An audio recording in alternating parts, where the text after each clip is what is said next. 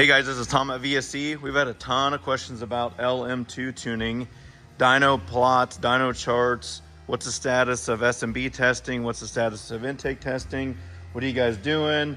Let me know a little more about your company, all that stuff. So Brady's not here to record because today's Saturday, but I love to work Saturdays, so I'm gonna try to cut this really quick, and that's hard for me. So first off, got my shirt tucked into my pants, Brad, but we've been testing SMB on this truck. This is the intake that we stuck on this guy. So it is installed.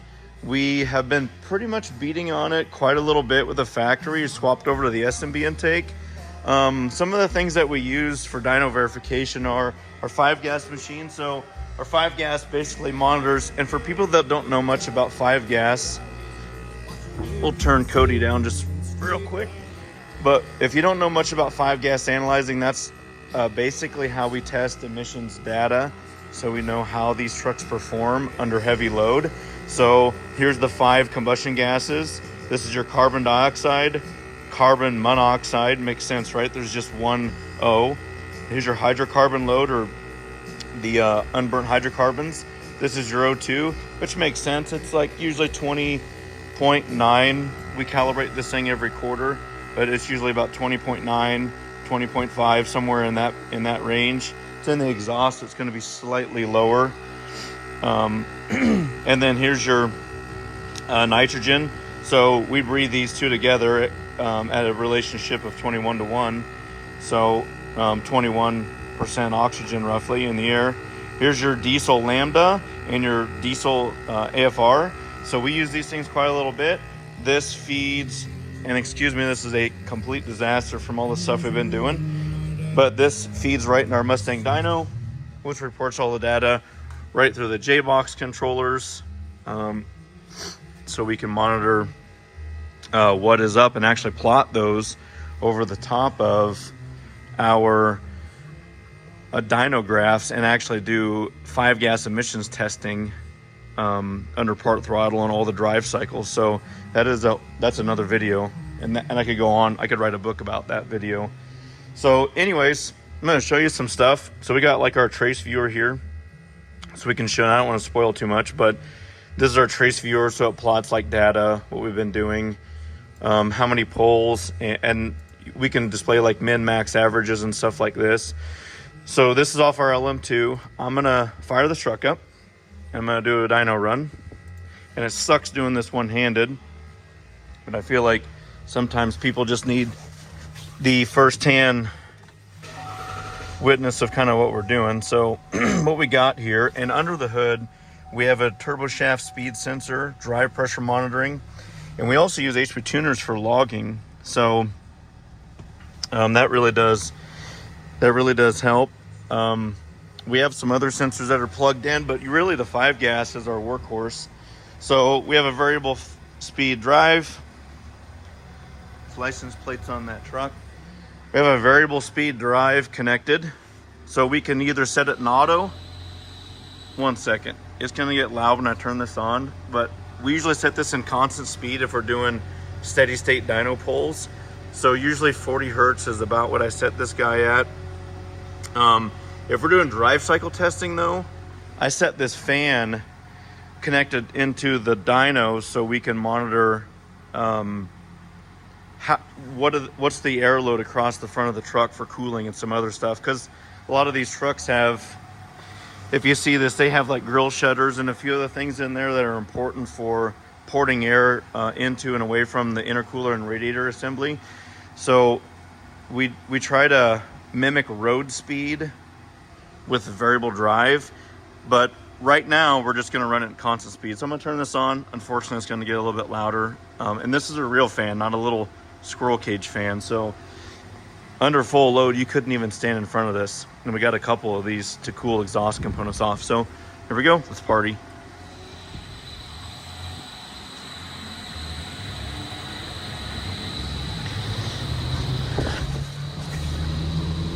So in the truck, we have I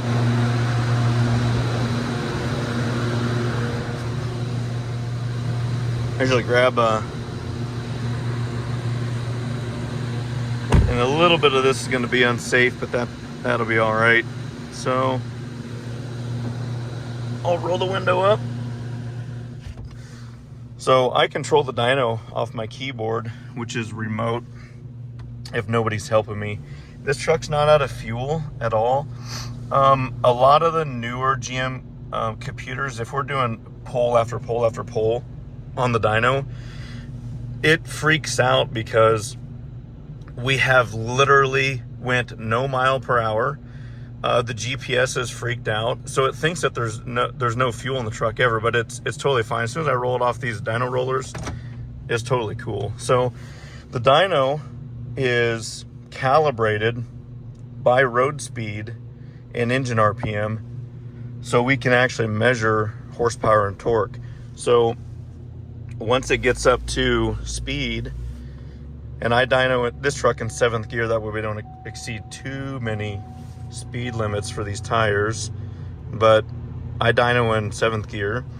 And if you notice, what happens is the dyno, and I'll try to show you through the window, the dyno actually, so we're in 7th gear, and again, going through, this will be a whole nother video, but we're in 7th gear and we're at about 2,000 RPM. And the dyno is also, if you can see that, it's also at about 2,000 RPM. So we'll do a quick pass. There's a couple little things that we do for emissions monitoring. This emissions monitoring mode, and we have tons of, we log everything. So this emissions mode needs to be in normal for us to do consistent full throttle pulls. And that's so we can monitor things like DPF soot mass and a whole bunch of other stuff. And this truck has almost 1,000 dyno pulls on it, so we're pretty experienced with it. But so the emissions are on, both NOx sensors are reading properly. If you can see that, we have proper EGT control, so everything's ready to go. We're in 7th gear, and we keep the converter locked through the run. So again, the dyno speed is tied to the engine speed, and as long as the transmission doesn't slip, which we have that calculated, then we get an accurate dyno reading that we can literally pull over and over and over and over and over again, and it will be the same every single time. So anyways, we're normal. Give it a full throttle run really quick. Have my finger on the test start button. I just can begin the test. Put it to the floor, and it's about what it looks like. And we pull this up to about 4,000 or 4,200 RPM, somewhere in there. Depends on what we're testing.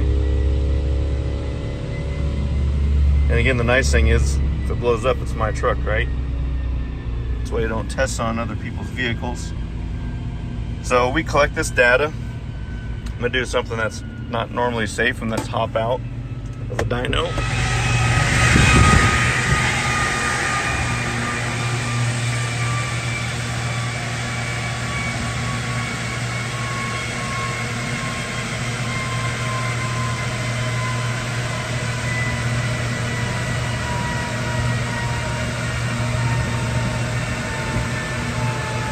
So, check this out.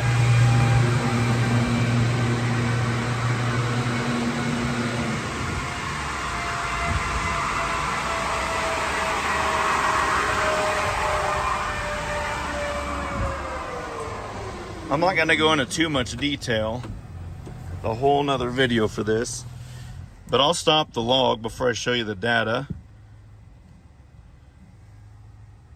This truck is actually moving 1.5 pounds more per minute with the S&B installed, tuned, than it was with the stock intake. And for people that might not think about it, we're rating these with the stock intake at 50 horsepower. It can make 50 horsepower, but it can make a fair amount more. Again, it just made 294 horsepower. This was with the stock intake, again, roughly maxed out, conservative at 50 horsepower above stock. We just made this dyno pass, and you can see how the blue is consistently above the green, and we have tons of runs on this thing. So I was just hoping that it would be above the factory intake level, but we have some runs as high as 300 horsepower here. They've all been about 296, 297, 298. It's consistently picked up about 10 foot-pounds of torque, but it is pretty wild when you think about it that I have tested the S&B on this truck with it in its stock form, and I've tested it without tuning, and I've been disappointed because it really didn't pick up any horsepower. But now that we can push this turbo harder, it is definitely worth it, and we'll do a video on it, but it's definitely worth it.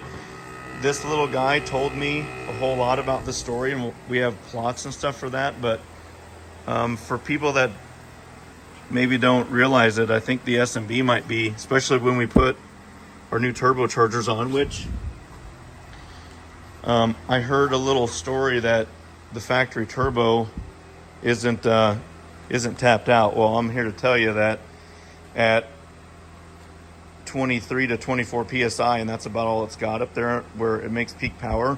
This is the first modified turbocharger that I'm aware of in the world, and we modified this guy here in house. Pretty happy to release that, but this turbo is going to be required to push these trucks a little further. This is an LZ0 turbocharger. We're backfitting LZ0 and LM2 turbochargers on these trucks, so look for that here in the very near future. This truck also, might as well show it, it also has our fuel system saver on it, which is pretty cool. There it is right there.